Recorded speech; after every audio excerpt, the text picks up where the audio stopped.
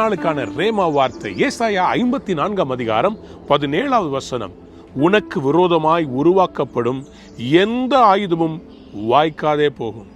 அன்பான தேவனுடைய பிள்ளைகளே, ஆண்டவர் இன்றைக்கு உங்களை பார்த்து சொல்லுகிறார், உனக்கு விரோதமாய் உருவாக்கப்படும். அதாவது உங்கள் வாழ்க்கைக்கு விரோதமாய், உங்கள் குடும்பத்துக்கு விரோதமாக சில ஆயுதங்களை சில சத்துருக்கள் உருவாக்கி கொண்டிருக்கலாம். அதை அனுப்புவதற்கு முன்பாகவே உருவாக்கும் போதே ஆண்டவர் அதை கேன்சல் பண்ண போறாராம். ஆண்டவர் இன்றைக்கு என்ன செய்ய போகிறார்? உங்கள் வாழ்விலே உங்களுக்கு விரோதமாக சில தீய சக்திகள், மந்திரவாதிகள், பில்லி சூனியங்களை, மந்திரங்களை உங்களுக்கு விரோதமாய் ஏவி விடுகிறார்களா?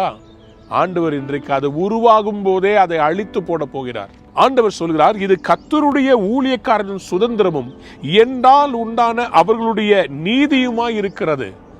இது நீங்க ஆண்டவருடைய பிள்ளையா இருந்தீங்கன்னா, அவருடைய ஊழியர் செய்யறவங்களா இருந்தீங்கன்னா, உங்களுக்கு விரோதமாய் யாருமே எழும்ப முடியாது. இயேசுவின் நாமத்தில் சொல்றேன், இன்றைக்கு கர்த்தர் உங்களுக்காக யுத்தம் பண்ண போகிறார். இதுவரை சத்துரு உங்களுக்கு விரோதமாய் பல காரியங்களை செய்திருக்கலாம்.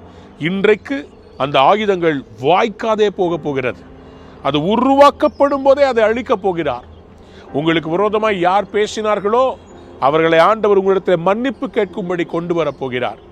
உங்களுக்கு விரோதமாய் செய்கிற மந்திரவாதி சொல்ல போகிறான், அவர்களோடு இயேசு இருக்கிறார், அவர்களை ஒன்றும் செய்ய முடியாது என்று சொல்லி மந்திரவாதிகள் அறிக்கை செய்ய போகிறார்கள்.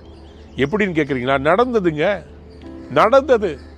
ஒரு விஷயம் எங்களுடைய ஆலயத்தில் இருக்கிற ஒரு தேவ பிள்ளைக்காக நாங்கள் ஜெபிக்கும் போது ஆண்டவர் பயங்கரமான விடுதலையை கொடுத்தார்.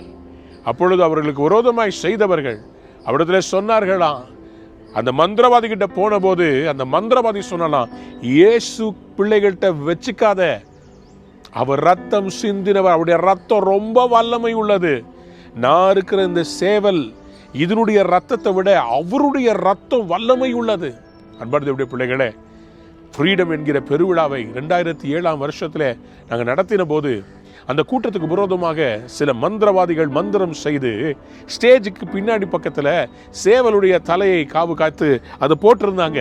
ஆனால் ஆண்டவருக்கு ஸ்தோத்திரம், ஒரு சேதமும் ஒரு பிரச்சனையும் இல்லாமல் கடவுள் நடத்தி முடிக்க கிருபை செய்தார்.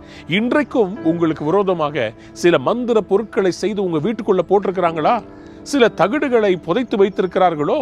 உங்கள் மேல் பொறாமைப்பட்டு சில காரியங்களை செய்து வைத்திருக்கிறாங்களா? திருமணம் நடக்கக்கூடாது, குடும்பம் உடையணும், உங்களை உங்க குடும்பத்திலிருந்து பிரிக்கணும்னு சில காரியங்கள், சில தற்கொலை எண்ணங்கள் போராடுகிறது அல்லவா?